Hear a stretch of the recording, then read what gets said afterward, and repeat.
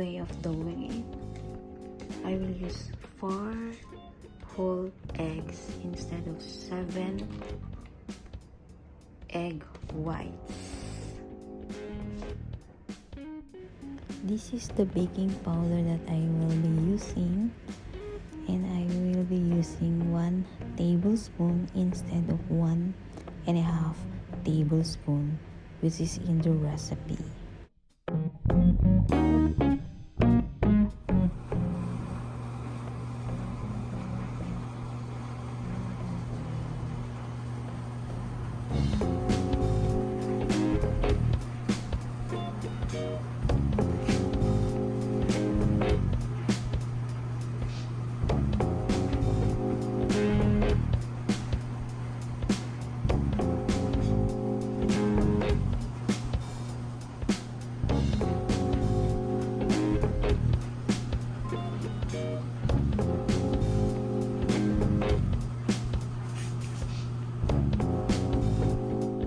Combine first the dry ingredients, then followed by the wet ingredients such as the eggs, the unsweetened almond milk, the pure vanilla extract, and the apple cider vinegar.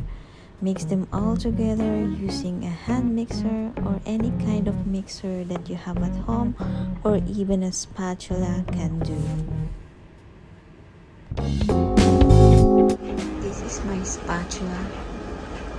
I bought from Tamimi. Yeah, it's so nice.